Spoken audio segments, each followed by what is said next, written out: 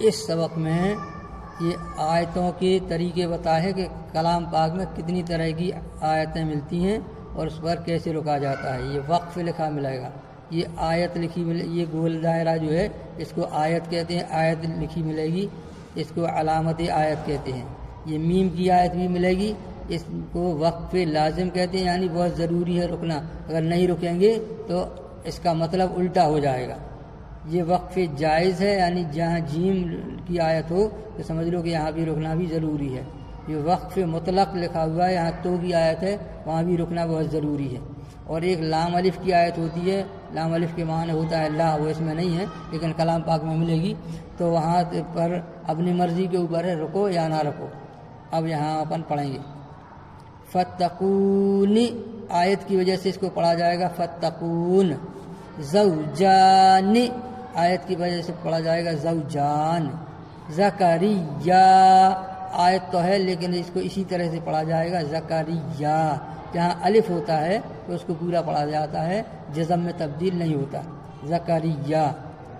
سمانیتن، آیت کی وجہ سے یہ گولتے کہلاتا ہے، یہ اس طرح کا چھوٹی تے، تو یہ ہے ہو جاتا ہے جب آیت کی وجہ سے رکتے ہیں، تو سمانیتن کی جگہ اپن سمانیہ پڑھیں گے تو یہ تے تو ہے ہو گیا اور دو پیش جزم ہو گئے تو پڑھا جائے گا سمانیہ۔ کوورت، یہ بڑی تے ہے، آیت اگر اس پہ جزم ہے تو آیت کی وجہ سے یہ تے ہی پڑھی جائے گی، یہ چھوٹی تے تو ہے ہو جائے گی لیکن یہ بڑی تے ہے نہیں ہوگی، یہ تا ہی پڑھا جائے گا۔ کوورت، را تا زبر رت، اگر جبر زیر پیش ہوتا تو اس کو جزم میں بدل دیتے لیکن جزم ہی ہے اس لیے پورا پڑھا جائے گا کوورت۔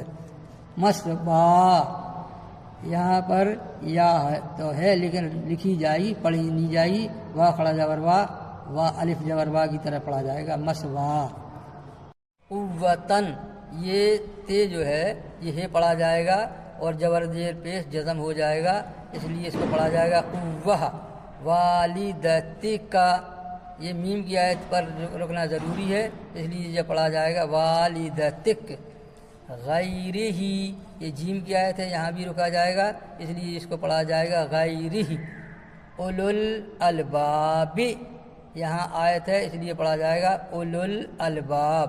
اب یہاں پر یہ واو پہ کچھ نہیں لگا، اس والے واو پہ نہیں لگا، یہ دونوں الف پہ کچھ نہیں لگا اور اس والے الف پہ بھی کچھ نہیں لگا، اس لیے یہ پڑھا جائے گا اولو الالباب۔